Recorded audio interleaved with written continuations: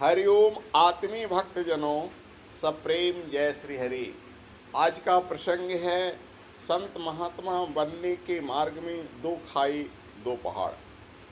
जो ये दो खाइयों को पार कर लेता है, दो पहाड़ों पर चढ़ जाता है, पार कर जाता है, वह संत महात्मा बन सकता है, भगवान के दरबार में पहुंच सकता है। अध्यात्म क्षेत्र में पहुंचने के लिए जो बाधाएं हैं उसे सभी जानते हैं। कहते हैं किसी भी संत पुरुष के लिए सबसे बड़ी खाई त्रिया है, स्त्री है, और दूसरी खाई कंचन यानी धन है। संत महात्माओं को न लोभ लालच होना चाहिए, न ही नारी के प्रति आसक्ति होना चाहिए। लेकिन जो सबसे बड़ी पहाड़ है उससे लोग पार नहीं कर पाते हैं, वो मान बड़ाई और ईर्ष्या है। क्योंकि किसी कवि ने कहा है, कंचन तज ना सहज है, सहज त्रिया का नेह, मान बड़ाई ईर्षा दुर्लभ तज नाए। यानी धन दौलत को त्याग देना बहुत आसान है, स्त्री को त्याग देना भी आसान है। स्त्री के चक्कर में भी मनुष्य नहीं फंस सकता है जो मन का पक्का हो। लेकिन एक ऐसी फंसने की रास्ता है जो पहाड़ माना गया है, वो है मान बड़ाई और ईर्ष्या। मान बड़ाई हर संतों को होती है, और मान बड़ाई होने से संतों के मन में अहंकार का पैदा होता है, और यही अहंकार यानी घमंड जो है सो भगवान तक पहुंचने में सबसे बड़ी बाधा है। ईर्ष्या भी करीब करीब लोगों से जलन ईर्ष्या कहते हैं।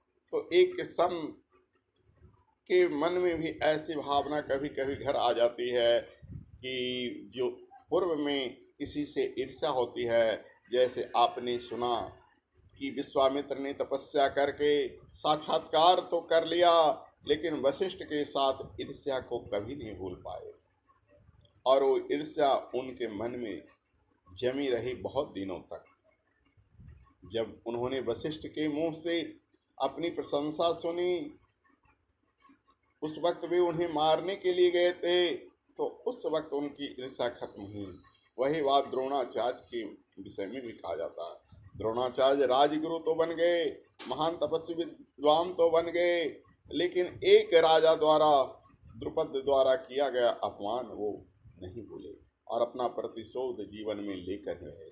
तो यही सबसे बड़ी चुनौती है, सबसे बड़ी। स्त्री को त्यागना आसान है, धन को त्यागना आसान है।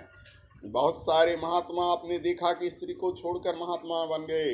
जैसे राजा भर्तृहरि ने अपनी पत्नी को त्याग दिया। भगवान बुद्ध सबसे सुंदर लड़की यशोधरा से शादी किए थे, राजकुमारियों में छाट छाट कर। उस यशोधरा को सोते हुए रात में विदा करके चल गए। यशोधरा को से विदा ले लिए। उस सुंदर से यशोधरा को, अपनी सुंदर नवजात शिशु को त्याग दिए। लेकिन मान बड़ाई जब संतों को होने लगती है, मान बड़ाई ईर्ष्या, ये जो है ना, एक पहाड़ की बात है। एक ऐसी दुर्गम पहाड़ी जैसे हिमालय की चोटी पर पार करना हर किसी को संभव नहीं है। तो मान लो हिमालय की चोटी पार करना, लेकिन हिमालय की चोटी भी पार करने वाले पर्वतारोही पार कर जाते हैं। तो वैसे ही बहुत कम महात्मा हैं, बहुत कम संत हैं जो इस मान बड़ाई ईर्ष्या रूपी पहाड़ को पार कर सकते हैं। ऐसा नहीं कि एकदम दुर्लभ है, एकदम असंभव है, ऐसा नहीं। लेकिन करीब करीब संत लोग की जब पूजा होने लगती है, उनकी पद प्रतिष्ठा होने लगती है, तो वो इस अहंकार में खो जाते हैं। उन्हें लगने लगता है कि मैं दूसरा भगवान हूँ। जैसा आपने सुना होगा कि कुछ महात्मा इस युग में, तथाकथित महात्माएं जो अपनी पूजा करवाते हैं, अपने को भगवान का अवतार मानते हैं, लोग उनकी पूजा करते हैं। कुछ महात्माओं का नाम तो मैं यहाँ लेना नहीं चाहता हूँ, लेकिन आपने सुना होगा कि अपनी शरीर को दूध से नहलवाते हैं, और उस जूठे दूध से लोगों को खीर का प्रसाद कहते हैं खाने के लिए। कितना घृणित एक काम है। सोच जाओ कि उस संत महात्मा की गंदगी उस दूध में गया, और उसी अपने शिष्य और शिष्याओं को बांट देता है। इससे घिनौना काम तो कोई और हो नहीं सकता।